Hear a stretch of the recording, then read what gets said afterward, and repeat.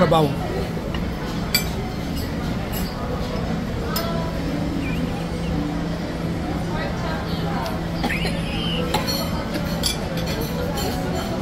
Parang asim ah. Ano yun? Parang asim ng suka. Parang suka pa yan. Ay, napaka-asim. Ano pala yun? Sausawan? Sausawan niya sa suka. Ba't ano akala mo? Alam mo, dyan ginawa sa restaurant, di ba? Akala mo ano ba yun? Akala ko sabaw talaga na merong luya. Asit ka. Kumain na natin, puro ka